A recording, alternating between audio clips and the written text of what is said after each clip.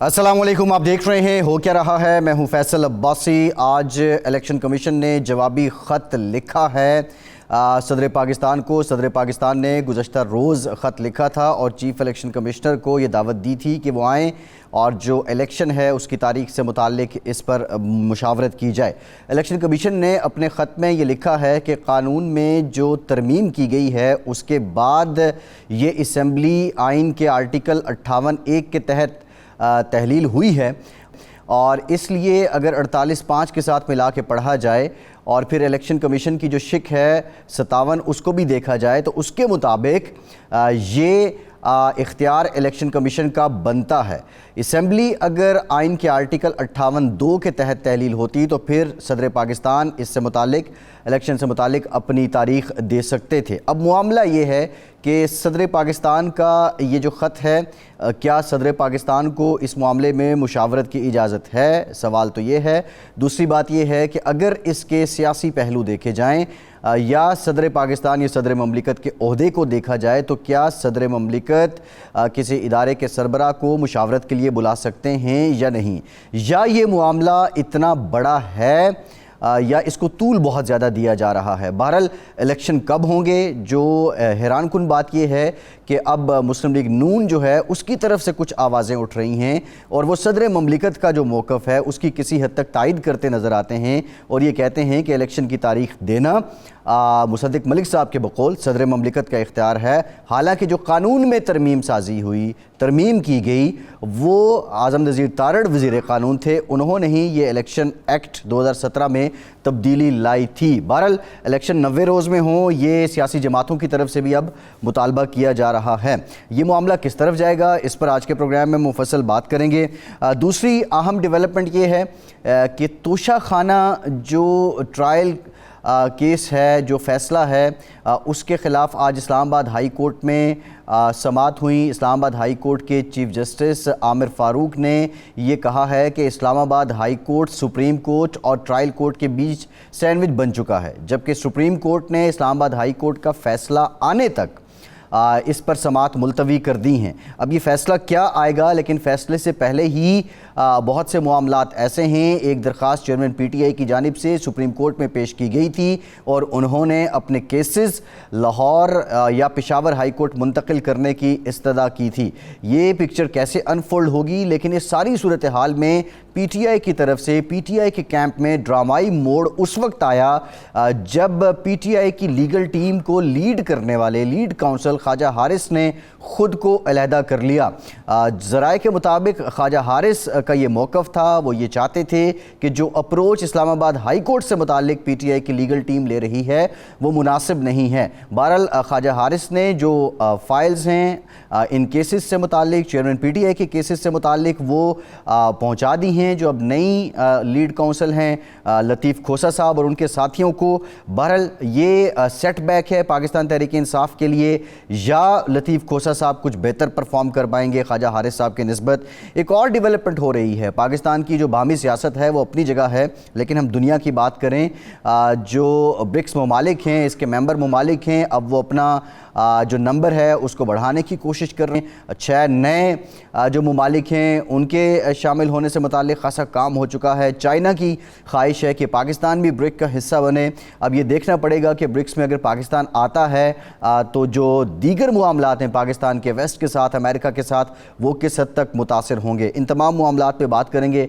ज़फ़र हिलाली साहब ने हमें ज्वाइन किया है, सीनियर तज्ज़ियाकार हैं। हिलाली साहब बहुत शुक्रिया आपका, आपसे गुफ्तगू करते हैं। नैयर बुखारी साहब साबिक चेयरमैन सेनेट हैं, मायनाज़ कानूनदान भी हैं। बुखारी साहब आपका शुक्रिया, आपसे भी बात करते हैं।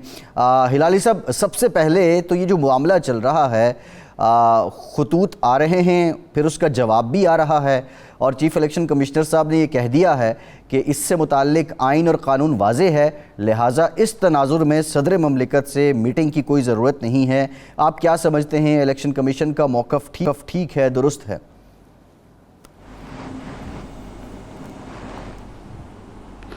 देखिए, दुरुस्त है या ना दुरुस्त है, मैं समझ नहीं सकता हूं कि इस पे कंट्रोवर्सी क्यों हो रही है, लड़ाई क्यों हो रही है इन दोनों के दरमियान। लगता ऐसा है कि इन दोनों के दरमियान कोई फ्रिक्शन है। मिसाल के तौर पे क्या कहा प्रेसिडेंट साहब ने? प्रेसिडेंट साहब ने कहा कि भाई आके में मिलो कल या आज या कल, उससे हम फैसला करते हैं कि इलेक्शंस कब होना चाहिए। भाई बात ये है, अगर आप कहते हैं हाँ मैं ज़रूर आऊँगा आपको मिलने के लिए प्रेसिडेंट साहब, आखिर आप प्रेसिडेंट हैं, आपने मुझे दावत दी है, मगर जो फैसला होगा इसके बारे में अभी तक हमारे पास, माने इलेक्शन कमीशन के पास पूरा इनपुट नहीं आया है, तो हमने फैसला अभी तक नहीं किया है। और जैसे आपको पता है ये तरमीम हुई है एक बिल में, जिससे अब ये फैसला मुझे करना पड़ेगा, तो मैं ज़रूर ये फैसला करूँगा और आपको इत्तला भी दूँगा और बड़ी खुशी से आपको मिलूँगा आपके साथ बात करने के लिए। इसका क्या फ़र्क पड़ता है अगर थोड़ा पोलाइटली ऐसे बात एक एक से कर लें? हर चीज़ में लड़ाई की ज़रूरत है? अगर और वाकई अगर आप समझते हैं कि ये कंट्रोवर्सी नहीं है, उसको ख़त्म करना है, माने कब होगा इलेक्शंस, तो क्यों नहीं आप एक पब्लिक में रेफरेंडम करते हैं? पूछे कि आपको पुराना सेंसस के तहत ये चाहिए फैसला कि नया सेंसस?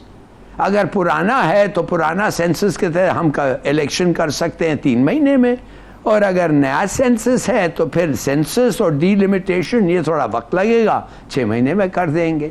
माने कि मैं समझ नहीं सकता हूं कि हर चीज को कंट्रोवर्शियल, हर चीज को पॉलिटिसाइज करना, ये बड़ी अफसोस की बात है और ये एक गलत तरीका है। सही। अच्छा, यही सवाल मैं नैयर बुखारी साहब आपके सामने रखूंगा। आइन में तरमीम के बाद कुछ चीज़ें तो समझ आ जाती हैं कि ये असेंबली डिज़ोल्व हुई प्राइम मिनिस्टर की एडवाइस पे, 58(1) इस पे आता है, और फिर election act 2017 57 clause I think वो कहती है कि ये इलेक्शन कमीशन शेड्यूल देगा। अगर 58(2) के तहत होती तो फिर सदर ममलिकत ही दे देते। लेकिन ये तनाज़ा एक तनाज़े की सूरत हाल क्यों इख्तियार कर गया है? अगर सदर ममलिकत बुलाते हैं चीफ इलेक्शन कमिश्नर को, तो मुलाकात करने में कोई अमर माने है क्या? Thank you. गुजारिश यह है कि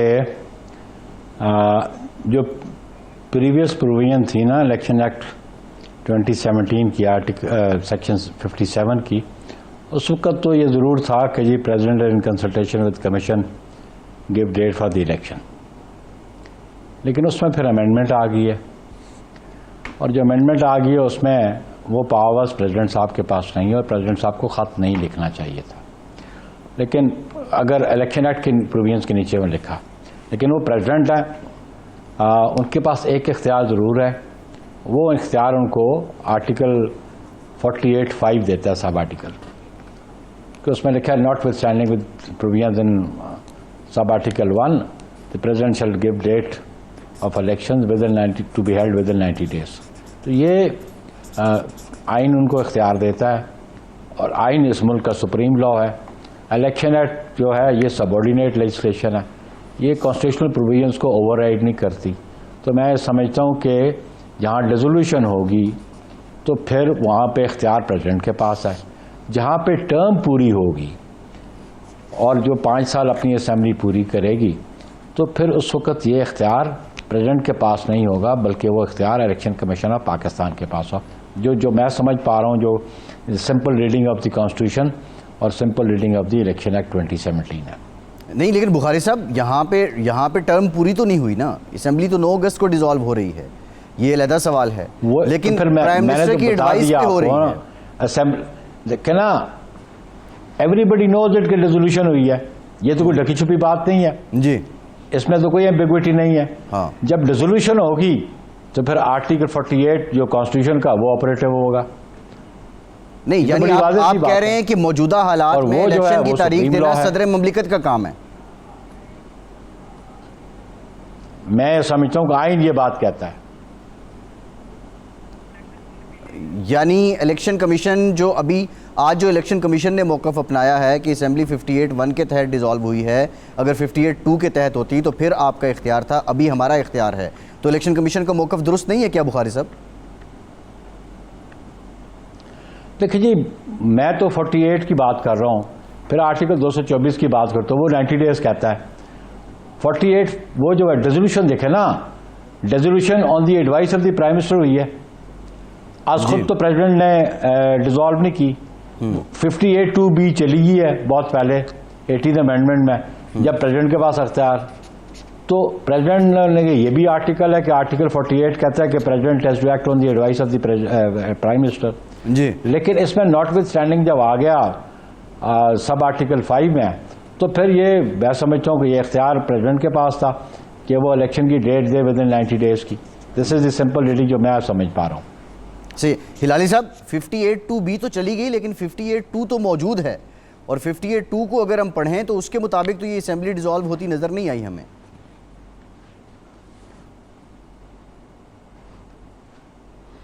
देखिए, दो चीज़ें मेरे ख्याल में ये वाकई इंटरप्रिटेशन के डिफरेंस आ गया है, और अगर आ गया है तो ये रेफरेंस होना चाहिए कोर्ट को, और कोर्ट जो फैसला करता है, सुप्रीम कोर्ट जो करेगा वो that is the final word.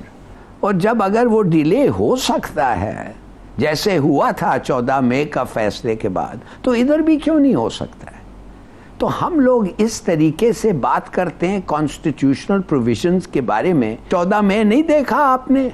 14 मई का तो कमाल हुआ है, आज तक उसका कोई एक्सप्लेनेशन नहीं हुआ है अपार्ट फ्रॉम आउटराइट डिफायंस, और जिसका सजा है बड़ा शदीद, it's a very heavy penalty. तो मेरे ख्याल में हम लोग इतना टाइम वेस्ट करते हैं, इट्स ऑब्वियस। बुखारी साहब जो कह रहे हैं मेरे ख्याल में that's very reasonable, not with standing. चलिए, उसके माने जो भी कहा गया है नॉट विद स्टैंडिंग, तो चलिए ये एक इंटरप्रिटेशन हो गया। कोर्ट को बिठाओ, फैसला करो। जी।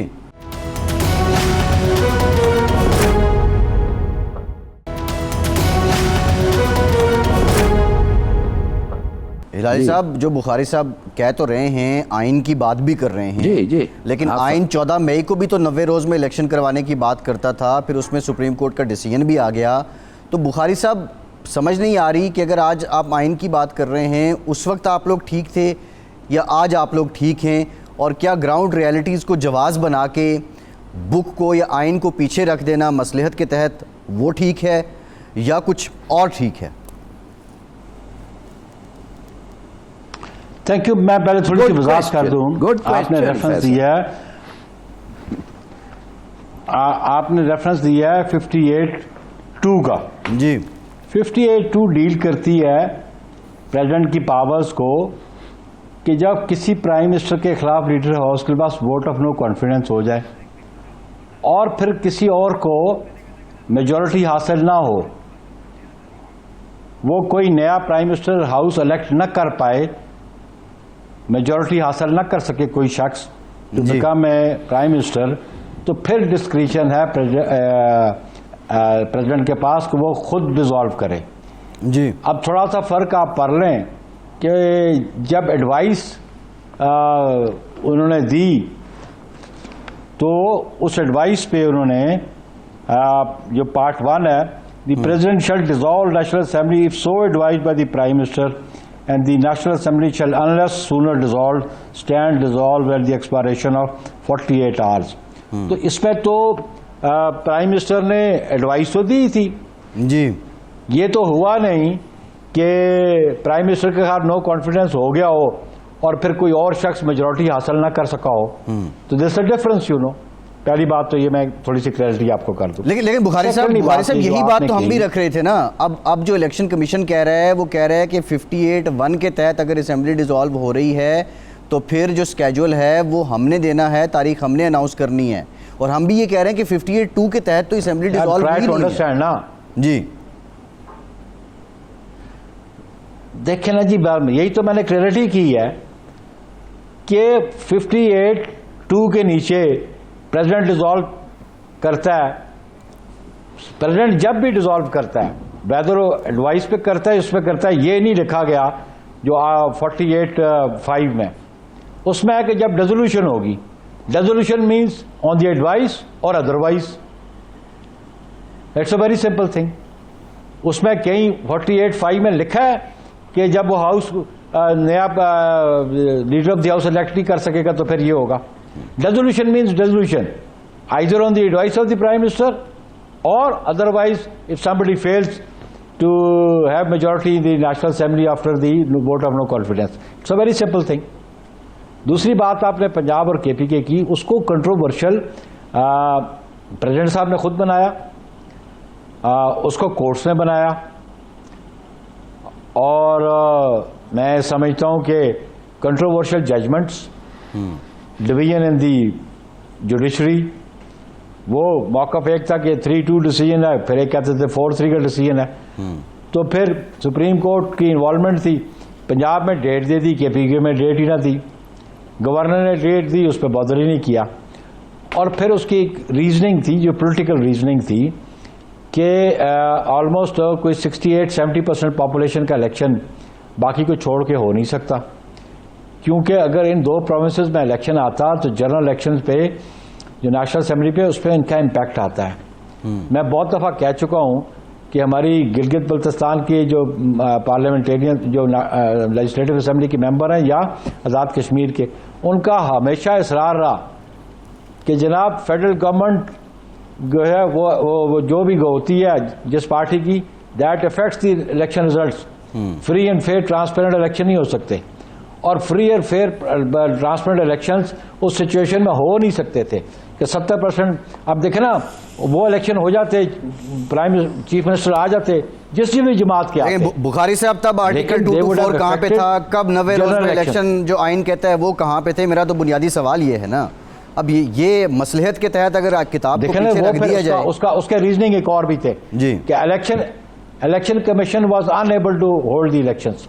जो उनकी जिम्मेदारी है free fair and transparent election कराने की, आर्टिकल 218 के नीचे, वो उन्होंने कहा हमारे में इस्तात नहीं, हमारे पास वो जराए नहीं, हमारे पास वो वसाइल नहीं। और फिर जो मशीनरी थी, वो मशीनरी ये थी जो एग्जेक्टिव ने उनको सपोर्ट दी थी, वो नहीं दी। आज जो केयर टेकर गवर्नमेंट बैठी है, उसकी रिस्पॉन्सिबिलिटी है कि वो इलेक्शन कमीशन को फैसिलिटेट करे, असिस्ट करे for holding free fair and transparent elections ji. वो आर्टिकल 218 वो कहता है। तो इसलिए इलेक्शन कमीशन को आप इलेक्शन कराने चाहिए। हमारी जमात का भी मौक़िफ़ है कि आर्टिकल 224 इन्वोक किया जाए और विद इन 90 डेज इलेक्शन होने चाहिए। जी जी, ठीक, बिल्कुल ठीक। आपका मौक़िफ़ ये है कि विद इन 90 डेज इलेक्शन होने चाहिए। बहुत शुक्रिया नैयर बुखारी, आपके वक्त का, आप हमारे साथ मौजूद थे। एक ब्रेक लेते हैं और ब्रेक के बाद जिक्र करेंगे जो तोशाखाना से मुतालिक अपील है, उस पर इस्लामाबाद हाई कोर्ट में समाअत हुई। साथ ही साथ ख्वाजा हारिस साहब ने पाकिस्तान तहरीक इंसाफ की लीगल टीम से अलहदगी क्यों इख्तियार की है। हमारे साथ रहिए।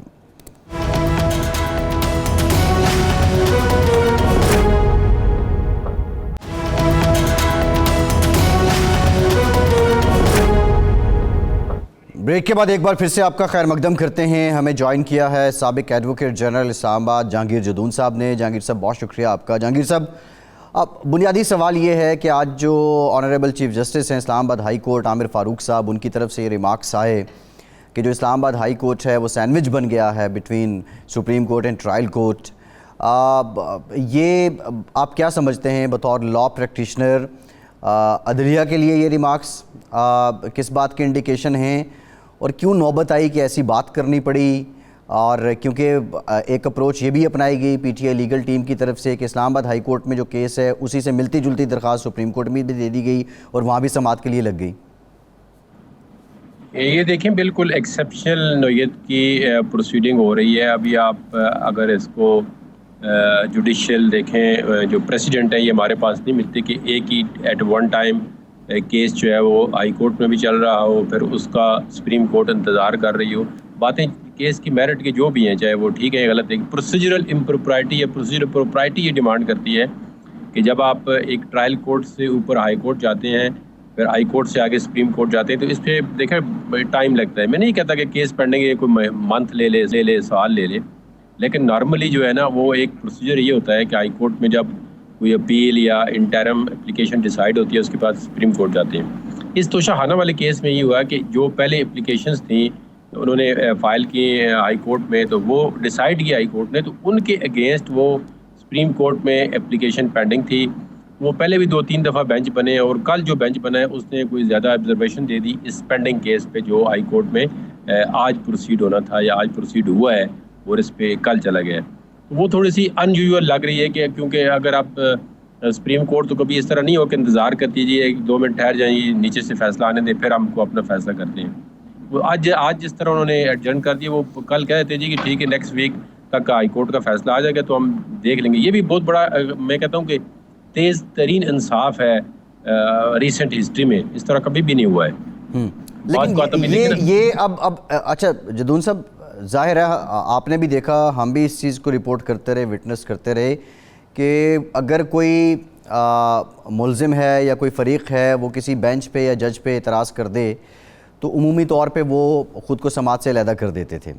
लेकिन अब यहाँ पे मामला है कि एक दरख्वास्त ये भी दी गई कि मेरे जो केसेस हैं वो इस्लामाबाद हाई कोर्ट से शिफ्ट कर दिए जाएं या लाहौर या पेशावर। ये पूरी की पूरी एक अदालत पे ही, एक हाई कोर्ट पे ही अदम एतमाद किसी मुल्ज़िम या किसी फ़रीक की तरफ से पहले हुआ है क्या? और क्या आप समझते हैं कि अगर ऐसा हो जाता है तो इसके असरात क्या होंगे जो हमारा इंसाफ का निज़ाम है? ये देखें, ये अगर आप बाज़ बात होता है कि सुप्रीम कोर्ट पास जो है आर्टिकल 186A जो है उसमें पावर है कि वो सुप्रीम कोर्ट जो है केस एक प्रॉमिस से दूसरे प्रॉमिस में ट्रांसफ़र कर सकती है हाई कोर्ट से। लेकिन वो एक आध केस हुआ जिसमें इस तरह आपको रिसेंट एग्जांपल अगर दूं तो आसिफ जरदारी के नैब के केसेस थे सिंध हाई कोर्ट से, वो भी हालांकि बड़ी रिजर्वेशन थी उन लोगों के, सुप्रीम कोर्ट ने इधर मुंतकिल कर दिए इस्लामाबाद में। तो ये अब बड़ा अनयूजुअल होता है, उसमें नहीं करना चाहिए इस तरह। लेकिन इनका ये इतराज़ है एक सिर्फ चीफ जस्टिस पे। अब मेरा तो ये इस पे ये थोड़ा सा नुक्ता नज़र है कि अगर इनको रिलीफ इसी जस्टिस से मिल जाए तो कहते हैं ठीक है, अगर ना मिले, इनकी कोई अगेंस्ट आने के चांस हो तो ये कहते हैं जी नहीं जी ये तो बाइस्ड हो गए हैं।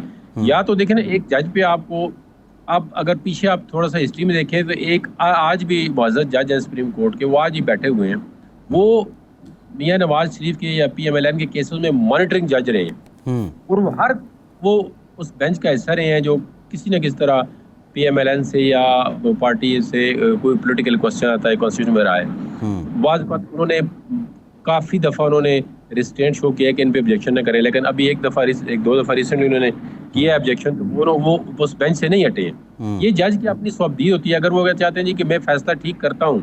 अब देखें ना, इंसाफ तो ये है कि इंसाफ आप करें और होता हुआ नजर आए।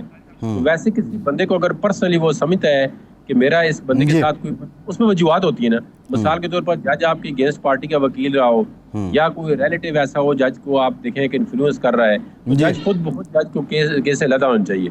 तो इसमें तो आमर फारूक साहब का तो ये है कि जब वो PTI के हक में, क्योंकि आप कल देखना सस्पेंड हो जाएगी। अच्छा, ये बड़ी इंटरेस्टिंग बात आप कर रहे हैं जहांगीर साहब। मैं इसके साथ जरा एक टाइमलाइन शेयर करूंगा जो चेयरमैन PTI के केसेस जस्टिस आमिर फारूक की अदालत में रहे हैं और वहाँ से उनको किसी हद तक रिलीफ मिलता रहा। हिलाली साहब एक डिस्कशन जो है वो जदून साहब ने भी की है, लेकिन मेरा सवाल आपसे ये है कि ख्वाजा हारिस साहब जो बड़ी इस्तकामत, बड़े ज़ब्त के साथ उन्होंने केस लड़े चेयरमैन PTI के और वो खासे कामयाब भी रहे उनको टाइम दिलवाने में, उनको रिलीफ दिलवाने में, और इस मोड़ पे आके वो छोड़ गए। और बुनियादी जो सुनने में आया है, ज़राए बताते हैं कि उनका एतराज़ ये है कि आप जिस तरह एतराज़ उठा रहे हैं इस्लामाबाद हाई कोर्ट पे, ये तरीका ठीक नहीं है।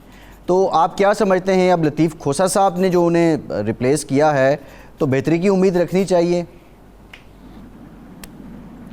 देखिए, पहली बात तो ये है कि इससे ज़्यादा फ्रिवलस केस, इससे ज़्यादा बेकार मसला मेरे ख्याल में बड़े मुश्किल कि एक हाई कोर्ट और एक सुप्रीम कोर्ट एक दिन में they are seized of a case जिसकी कोई वैल्यू, वर्थ और इम्पोर्टेंस नहीं है। आखिर इमरान खान के खिलाफ जो चार्ज है वो क्या है कि उसने डिक्लेयर नहीं किया कि तोहफा के लिए जब वो फरोख्त किया उसके पैसे मिले। भाई, वो जो तोहफा फरोख्त किया वो टैक्स में डिक्लेयर किया है। हाँ, टेक्निकली उसने अपने फॉर्म पे नहीं लिखा और प्रोसीजरली गलत है, मगर गवर्नमेंट से खरीदा। भाई, गवर्नमेंट को तो पता था। ये तो ऐसा नहीं है कि उधर से बैठ के दुबई में सीक्रेटली तनख्वाह ले रहा था, ये गवर्नमेंट से खरीदा था और डिक्लेयर किया कि इतने पैसे मैंने वसूल किए हैं इसके लिए टैक्स रिटर्न में। ठीक है, गलती ये थी कि प्रोसीजरल गलती कि उसने अपने फॉर्म में नहीं बताया जो भरना पड़ता है इलेक्शन के पहले, नंबर 1। दूसरी बात, मुझे आप बताएं एक तरफ आप सुप्रीम कोर्ट में अपील कर रहे हैं अगेंस्ट द डिसीजन फैसले का, दूसरी तरफ हाई कोर्ट में कह रहे हैं बेल चाहिए आपको। अच्छा, और मज़े की बात है जो आप कहते हैं कि खोसा साहब ने जिस उसको जो ट्विस्ट दिया है, मैं तो बता रहा हूं खोसा साहब ने कहा है there is no case to answer. इसलिए जिस आदमी ने, जिन लोगों ने वो केस को पेश किया है, उनका जुरिस्डिक्शन है नहीं। Secretary election commission can not take a case, it must be election commission का पूरे बोर्ड से आना चाहिए जी। तो ये बेकार सा केस है। देखिए, चलिए सीधी बात करते हैं, ये केस का आप तो कोई मकसद ही और माने नहीं है ना, इसलिए सबको पता है अगर बेल भी मिल जाए वो तो फौरन रीअरेस्ट हो जाएंगे जी। ये तो कहा गया है कि 9 मई के चार्जेस पे उनके खिलाफ हैं। तो क्या ये क्या लेकिन उसमें जो हिलाली साहब पॉलिटिकली देखा जाए वो कन्विक्टेड हो चुके हैं। उनका जो एक रेपुटेशन थी सादिक और अमीन वाली, वो भी हर्ट हुई है, फिर वो डिस्क्वालीफाई भी हो गए हैं, नुकसान तो उनको हुआ है।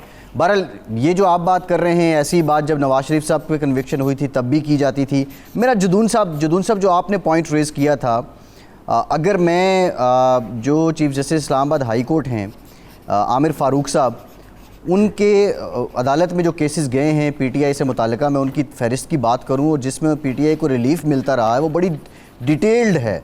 मैं कुछ गिनवा देता हूं। 2 फरवरी को आज़म सवाती साहब को गिरफ्तारी के बाद ज़मानत आमिर फ़ारूक साहब की कोर्ट से मिली। 28 फरवरी को जो प्री अरेस्ट बेल है वो इमरान खान साहब को मिली अटेम्प्ट टू मर्डर केस में। अच्छा, फिर इसी तरह 14 मार्च 2023 को फवाद चौधरी साहब को यहाँ से जो है वो ट्रांजिटरी बेल मिली। इसी तरह आमिर महमूद कियानी साहब को यहाँ से जो है वो 10 दिन की प्रोटेक्टिव बेल मिली। एक लंबी फहरिस्त है। अगर मैं देखता जाऊँ यहाँ पे जो रिवीजन पटिशन थी इमरान खान साहब के ख़िलाफ़ 17 मार्च को यहाँ से जो इस्लामाबाद कैपिटल पुलिस है उसकी प्रॉपर सिक्योरिटी के ऑर्डर दिए गए इस्लामाबाद पुलिस को, और एक लंबी फहरिस्त है और ये सिलसिला बहुत तवील है। लेकिन अब ऐसा क्या हुआ कि वो एकदम से एतराज़ उठ रहे हैं, और क्या ये वही एक स्ट्रेटजी है कि जो हमने देखा था कि पीटीआई ने साल पहले हुकूमत में होते हुए इलेक्शन कमीशन से मुतालबा कर दिया था मुस्ताफ़ी होने का, उनको लग रहा था कि वो जो फॉरेन फंडिंग केस है वो गले आएगा। अब देखें ना, ये बिल्कुल अगर आप स्ट्रेट फॉरवर्ड देखें, बिल्कुल अनबाइस्ड, तो ये इनकी प्रेशर टैक्टिक्स एंड स्ट्रेटजी। मैं ये नहीं कहता कि एक अदालत भी गलत उससे भी गलती हो सकती है, फैसला एक गलत हो सकता है और उसके आगे रेमेडी मौजूद होती है। लेट्स से ट्रायल कोर्ट ने एक फैसला किया है, जो मुल्ज़म या जो पार्टी है डिफेंस वाली वो समझती है गलत है, या इनके अगर आगे में आया था प्रोसिक्यूशन समझती है कि हमारा केस ठीक था, वो फैसला नहीं हुआ है, तो उनके आगे देखें ना कि एपेलेट फोरम मौजूद है और वो स्टैट्यूटरी अपील आपकी उसी एक्ट के अंदर जो है, इलेक्शन एक्ट के अंदर मौजूद है, आपने अपील कर ली। सही है। ये जो आपने बात की है, मैं हिलाली साहब की तरफ भी जाऊंगा, लेकिन ये जो ख्वाजा हारिस साहब का पीछे हट जाना है, जहांगीर जुदून साहब और लतीफ़ खोसा साहब का आ जाना है, फ़र्क पड़ेगा केसेस पे इससे? नहीं, अब वो खोसा साहब तो पहले भी वकील थे, इनके वकील बहुत ज़्यादा हैं। उसमें अगर आप कोई भी एप्लीकेशन देखें, इन कम से कम 10-15 वकीलों के नाम होते हैं। ख्वाजा साहब बेसिकली वो ए पोलिटिकल वकील है, वो पोलिटिकल वकील नहीं है। तो वो ये चाहते हैं कि जो केस मैं कर रहा हूँ तो मैं ही उसको लीड करूँ, मेरे साथ कोई इंटरफेरेंस ना हो। इसमें आपको पता है जो सियासी लोगों के केस होते हैं, पहले उनके पास जब नवाज शरीफ केस है तो वो लाहौर से दूसरे वकील जब आ जाते थे तो फिर भी ख्वाजा साहब थोड़ा सा इनार्ड हो जाते थे। तो अभी मेरे ख्याल में यही वजह बनी है कि जब केस एक लीडिंग वकील होता है उसी का लीड करना चाहिए तैयारी के लिए। वो मेरे ख्याल में, मेरे अपने पर्सनल ओपिनियन में, उन्होंने पिछली तारीख पे भी वो पीछे बैठ के थे, उन्होंने उनको माइंड किया है कि जी केस मेरा है, मुझे आर्गू करना चाहिए, तो दूसरे वकील आ जाते हैं। तो सियासी वकील तो आपको पता है फिर उस केस को पॉलिटिकल भी एंगल से देखते हैं हर तरह से। तो इस वजह से मेरे ख्याल में वो थोड़ा सा सीनियर वकील हैं, उनके अपने प्रिंसिपल भी हैं और वो प्रोफेशनली लेते हैं केस, और सियासी बेस पे नहीं लेते ना। उन्होंने कभी पॉलिटिक्स में इस तरह का कोई दिलचस्पी ली है कि मैं एज ए पोलिटिकल केस ये ले लूँ। तो और फिर उनका ये भी रहा है ट्रैक रिकॉर्ड कि वो नॉर्मली किसी भी कोर्ट पे ऑब्जेक्शन करने के हक में नहीं होते। हालांकि इस केस में, हालांकि हम समझ रहे थे कि इमरान खान के केस में वो बड़े एग्रेसिव हो गए हैं। हालांकि मियां नवाज शरीफ केस में अगर जज साहब कहते हैं जी आप 9 बजे आ जाएं तो कहते हैं जी ठीक है, आप बिल्कुल 9, पौने 9 तक पहुँच जाएँ। कभी भी जज की जो भी उन्होंने बात है कभी उस पर ऑब्जेक्शन नहीं किया। हालांकि पता था उन्हें केस की क्या नोयत है, पीछे क्या है, आगे क्या है, लेकिन इसके बावजूद ख्वाजा साहब ने जितनी भी बातें की, वो मियाँ साहब को इस बात पे कन्विंस किया कि आपने एक तो कोर्ट पे ऑब्जेक्शन नहीं करना है और दूसरा जो भी कोर्ट कहेगी उसका आर्डर जो है वो आपने मानना है। सही, बिल्कुल ठीक है। अच्छा हिलाली साहब, ये तो कोर्ट से मुतालिक बात हुई है। एक और जो डेवलपमेंट है, आज जो अमेरिकी सफ़ीर हैं डोनाल्ड ब्लूम, उन्होंने भी चीफ इलेक्शन कमिश्नर से बात की है और ये कहा है, अमेरिका की जानिब से पैगाम दिया गया है कि अमेरिका चाहता है कि पाकिस्तान के अवाम जिसको मुंतखब करें वही यहाँ पे ओहदा संभाले। लेकिन मेरा सवाल आपसे ये है कि अब मुस्लिम लीग नून भी कह रही है 90 रोज़ में इलेक्शन हो जाएँ, पीपल्स पार्टी भी कह रही है 90 रोज़ में इलेक्शन हो जाएँ। ये इलेक्शन एक्ट में फिर तरमीम करने की क्या ज़रूरत थी? इसके मकासद फिर क्या थे? पहले तो क्लियर था कि सदर ने ही तारीख देनी है। तो अगर कहा गया है कि आप इलेक्शंस इतने दिन में करे जाएं, तो आप क्यों समझते हैं कि उतने दिन में हो जाएंगे? आप क्यों समझते हैं कि जो वो कहते हैं वो करेंगे? आपको तो एविडेंस है कि जो वो कहते हैं वो नहीं करते हैं, बल्कि एक आदत पड़ गई है, जो कुछ करो, कुछ कहो और कुछ और करो।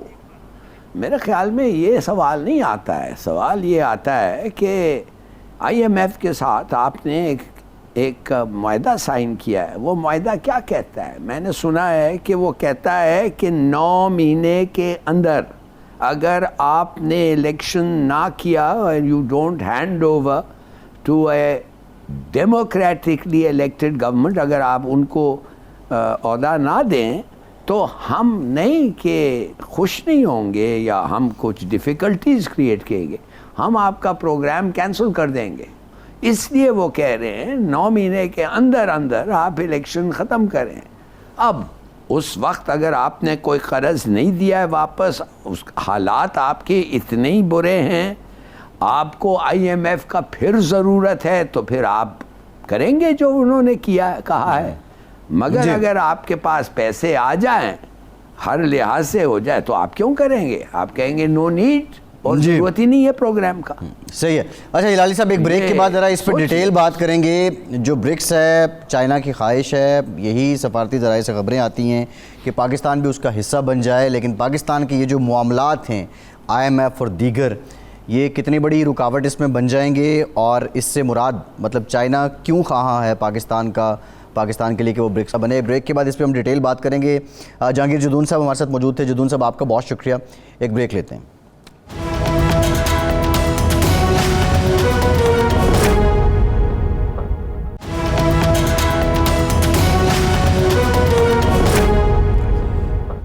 ब्रेक के बाद एक बार फिर से आपका खैर मकदम करते हैं। हमें ज्वाइन किया है मायनाज मईशतदान डॉक्टर खाकान नजीब साहब ने। डॉक्टर साहब, thank you very much for your time. Doctor साहब, सबसे पहले तो ये बता दें कि रिज़र्व भी हमारे ठीक हैं, बाकी मामलात भी ठीक हैं, ये $300 पे क्यों पहुंच गया? बिस्मिल्लाहिर्रहमानिर्रहीम। देखिए, इस वक्त जो इकॉनमी है उसमें 2-3 चीज़ें अफेक्ट कर रही हैं जो शॉर्ट रन में रुपये की जो मूवमेंट है उसको। एक तो ये है कि हमने जो अपनी इंपोर्ट्स हैं उस पर से गर्दन उठाई है तो इंपोर्ट बढ़ी है। दूसरी चीज़ ये है कि हमारी रेमिटेंसेस थोड़ी कम हुई हैं, हमारा करंट अकाउंट का खसारा बढ़ा है। और एक बहुत इंपॉर्टेंट कदम जो हमने लिया वो IMF के साथ ये तय करना था कि हम 1.25% का फ़र्क रखेंगे, यानी कि बहुत कम फ़र्क रखेंगे इंटरबैंक मार्केट और ओपन मार्केट में। इसकी वजह से ये हो रहा है कि जो ओपन मार्केट है उसको चेज कर रही है इंटरबैंक, इसलिए ये इंटरबैंक जो है वो बढ़ता चला जा रहा है। ओपन मार्केट में इस वक्त भी डॉलराइजेशन जो है वो शायद रुक नहीं रही है। लोग डॉलर को स्टोर ऑफ वैल्यू समझते हैं और बहुत इस्तेमाल कर रहे हैं। ये भी है कि कुछ इंपोर्ट्स हमने मूव की हुई हैं टू दी ओपन मार्केट, उसको चेज किया जा रहा है। उसकी वजह से भी पाकिस्तान की जो इस वक्त ओपन मार्केट है उसका रेट काफी बढ़ा हुआ है। एक और चीज भी बड़ी जरूरी है कि जो इनफ्लोस हमने एक्सपेक्ट किए थे इंटरबैंक में वो क्या थे। जैसे हमने एक्सपेक्ट किया कि हमारे $750 मिलियन वर्ल्ड बैंक से आने हैं, जैसे हमने एक्सपेक्ट किया कि हमारे $9 बिलियन हमने तय किए हैं जेनीवा में, वो पैसे आ जाएंगे। उन फ्लोज में अभी कुछ खातिर खा हमें चीज होती दिखाई नहीं दे रही। एक और चीज है, आई थिंक कि जो अथॉरिटीज हैं उनको थोड़ी सर्टेनिटी क्रिएट करने के लिए अगले 3 से 4 माह के इनफ्लोज जो हैं उनको एज अ पॉलिसी मेजर लोगों को बताना चाहिए, मार्केट्स को एक सिग्नल करना चाहिए कि वी आर कंफर्टेबल। पाकिस्तान का जो आईएमएफ का प्रोग्राम है, याद रखिए कि ये फुली फाइनेंस तो है, बट आईएमएफ भी ये कह रहा है कि इस पे एक्सेप्शनल रिस्क्स हैं। और जहां आपने जिक्र किया पाकिस्तान के स्टेट बैंक के ज़खायर का, अच्छा किया कि आपने ये कर दिया। पिछले हफ्ते का डेटा जो अभी हमारे सामने आया है उसमें $125 मिलियन की गिरावट है और रिजर्व्स एक दफा फिर $8 अरब की सतह से नीचे $7.9 अरब के करीब चले गए हैं। कमर्शियल बैंक्स को छोड़ के ना, कमर्शियल बैंक्स के रिजर्व छोड़ आगे के चलने के लिए पॉलिटिकल सिग्नलिंग जरूरी है, टेक्निकल सिग्नलिंग जरूरी है। जी जी जी ठीक है। डॉक्टर साहब मैं आपकी तरफ आऊँगा, कुछ साइडलाइन जो चल रही है। जी जी डॉक्टर साहब मैं आपसे मज़ीद बात भी करूँगा, मैं हिलाली साहब की तरफ आना चाहता हूँ। हिलाली साहब, एक नक्शा जो है ना वो बदल रहा है दुनिया का। अब अर्जेंटीना, ईरान, यूएई, सऊदी अरब, इथोपिया, इजिप्ट, इनसे मुतालिक इत्तलात आ रही हैं कि ये ब्रिक्स का हिस्सा बन जाएंगे। और ये भी इत्तला है कि चाइना की ख्वाहिश है पाकिस्तान भी इसका हिस्सा बने। पहली बात तो ये है कि ब्रिक्स पे इजारादारी किसकी होगी? क्या भारत की होगी, चाइना की होगी या रूस की होगी? और ये ब्लॉक अगर सामने आता है तो ये कोई टफ़ टाइम होगा वेस्ट के लिए, अमेरिका के लिए? कोई नई करेंसी आ जाएगी, डॉलर से लोग आज़ाद हो जाएंगे? देखिए, पहली बात तो ये है कि ब्रिक्स जो है इस वक्त 46% ऑफ द वर्ल्ड्स पॉपुलेशन वो ब्रिक्स में हैं। और मेरे ख्याल में जब ये 6 मुल्क और जिनका आपने नाम लिया, इंक्लूडिंग इंडोनेशिया जिधर 300 मिलियन या 350 मिलियन लोग रहते हैं, तो मेरे ख्याल में ओवर 50% हो जाएगा। ये इसलिए हो रहा है कि अमेरिका जो है, अमेरिका तो अब ग्लोबल रूल्स को फॉलो ही नहीं कर रहा है। WTO तो तबाह हो गया है। WTO के रेगुलेशंस जो हैं, अमेरिका ने उसको कुछ नहीं, जूती के नोक पे मारता है। क्यों? इसलिए कि WTO के रूल्स उनको सूट नहीं करते हैं। अब यूक्रेन का जो मसला है, वो चाहते हैं कि सैंक्शंस इम्पोज करो। सैंक्शंस आप अपने पॉलिसी के लिए इम्पोज करना चाहते हैं, अजीब किस्म के कानून बनाने चाहते हैं, स्काई वो करते हैं, ख़त्म करते हैं वो जो फॉरेन एक्सचेंज, ये वो यू कांट डू दिस। अगर आप एक ग्लोबल इंस्टीट्यूशन के मेंबर हैं, you have to follow global rules. ये अमेरिका करना चाहता है तो कोई मानता ही नहीं है कि ये कुछ कर सकते हैं। तो क्या हो रहा है, रीजनल ऑर्गेनाइजेशंस बना रहे हैं। हालांकि ये जो है ब्रिक्स, ये तो कुछ रीजन से थोड़ा ज़्यादा लगता है मुझे। तो ये बड़ा अच्छा है। अच्छा, इनका एक बहुत बड़ा फ़ायदा है। देखिए, अमेरिका का डॉलर का पीछे क्या है, पेट्रो डॉलर ना। अगर एनर्जी आप ले सकते हैं, अगर कुछ नहीं तो डॉलर हो तो आप पेट्रो डॉलर्स। अब पेट्रो डॉलर्स ख़त्म हो रहे हैं, वो इतने लोगों को, अमेरिका खुद कफ़ील हो गया है तेल में, उसको ज़रूरत नहीं है। तो लोग, और ख़ास तौर चाइना जिनके ऊपर अमेरिका का प्रेशर पड़ रहा है, जिनको तेल की ज़रूरत है, वो कहते हैं अच्छा बच्चू ठीक है, हम गोल्ड स्टैंडर्ड चाहते हैं, हम वापस गोल्ड स्टैंडर्ड पे जाना चाहते हैं। Back the oil with gold. Gold का मोनोपोली नहीं है जैसे आपके पास था। अब जो हो गया है, मेरे ख्याल में ये एक बड़ा अच्छा एक अपॉर्चुनिटी है। चाइना के मदद के साथ दूसरे इकोनॉमीज़ में इसमें शरीक हैं, हम जाएं। मैं तो कहता हूं अगर आप कर्ज भी लेना हो तो इट विल बी गिवन एक मुल्कों के साथ जो कुछ बैकिंग है उनका। China, my god, it's a very big country. जी जी जी बिल्कुल ठीक। तो मैं ये हो रहा है, मगर हिंदुस्तान हमारे आने का खिलाफ है और वो नहीं चाहता है। और हम खुद, आई डोंट थिंक कि पाकिस्तान ने अभी तक we made up our minds. सही। अच्छा, मैं खाकान नजीब साहब, एक तो गोल्ड स्टैंडर्ड की बात, आप हिलाली साहब की बात से एग्री करते हैं कि अब ज़माना उस तरफ जाएगा, और दूसरा पहलू मेरे सवाल का ये है कि इंडिया स्ट्रेटेजिक पार्टनर अमेरिका का भी है और ब्रिक्स का भी की मेंबर है। पाकिस्तान के जो इकोनॉमिक स्टेक्स हैं उसमें बहुत इंपॉर्टेंट फैक्टर है कि how to balance approach, how to opt balance approach in US China rivalry. तो करना क्या होगा? देखिए, करना तो ये है कि पाकिस्तान ने पहले ये डिसाइड करना है कि हमने अपने बेसिक्स ठीक करने हैं। अगर हम एक अच्छा मैन्युफैक्चरिंग हब बनेंगे तो ज़रूर किसी दिन पाकिस्तान में भी टेलीफोन जो है अमेरिकन कंपनीज आके मैन्युफैक्चर करेंगी। पहले तो हमने अपना घर ठीक करना है। मतलब ये सारे लोग आपके पीछे भागेंगे और इंडिया के यहाँ जाकर क्यों सेटअप हो रही हैं मर्सिडीज की फैक्ट्रीज, क्यों सेटअप हो रही हैं वहां पे आईफोन बनाने की फैक्ट्रीज, क्योंकि वो एक मैन्युफैक्चरिंग हब ऑल्टरनेटिव आपको ऑफर कर रहा है टू चाइना। और आपको पता है कि ग्लोबल वैल्यू चेन्स में एक मूवमेंट आई है कोविड के बाद। सो पाकिस्तान को अपने बेसिक्स ठीक करने हैं। दुनिया आपके पीछे तब आएगी जब आपकी अपने बेसिक्स, एक अच्छी यंग पॉपुलेशन है, उस यंग पॉपुलेशन को ट्रेन करना है कि वो कुछ डिलीवर कर सके, अपनी पैदावारी सलाहियत बढ़ानी है। ये तो पहली बात है। आप जिसकी गुफ्तगू कर रहे हैं वो इकोनॉमिक डिप्लोमेसी। हमें एक अच्छी इकोनॉमिक डिप्लोमेसी करनी है। हमें ये रियलाइज करना है कि फाइनेंशियल इंस्ट्रूमेंट्स नए बन रहे हैं दुनिया में, नए पेमेंट के मैकेनिज्म्स आ रहे हैं, नए फाइनेंशियल्स बिसाइड्स द डॉलर्स भी हो रहे हैं। हम चाइना से एक स्वैप में है, चाइनीज मनी के, हम उसमें ट्रेड कर सकते हैं उनसे। हमारा जो खित्ता है वो ट्रेड का एक बहुत बड़ा हब है। चाइना से लेके अगर हम अपने ईस्ट नहीं भी देखते तो हमारा जो वेस्ट है जिसमें ईरान है, ये वो ममालिक हैं जो कि हमारे लिए एक ट्रेडिंग हब बन सकते हैं। और फिर पाकिस्तान की trade all the way to the Arabian sea. ये सारे काम हमें करने पड़ेंगे। जहां तक ताल्लुक है, अभी GSP प्लस भी आपको यूरोपियन यूनियन ने दिया हुआ है। अमेरिका आपका एक बहुत बड़ा ट्रेडिंग पार्टनर भी है, टेक्सटाइल्स का भी है। वो चीजें अपनी जगह चलती रहेंगी। ट्रेडिंग हब में किसी में भी जाना पड़ेगा। ब्रिक्स और ये जो है इस वक्त ब्रिक्स जो है, मैं आपको एग्जैक्ट अमाउंट बता सकता हूं, पहले 32% ऑफ ग्लोबल GDP ब्रिक्स में था।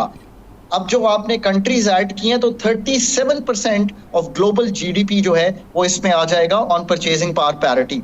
ये एक बहुत बड़ा ब्लॉक बन जाएगा जिसमें ट्रेड की मूवमेंट एक बहुत बड़ी चीज होगी। सो पाकिस्तान को भी आसियान, अब ब्रिक्स प्लस, अगर आप इन चीजों को देखें तो this is the opportunity of the world to trade with each other, to live in peace and harmony।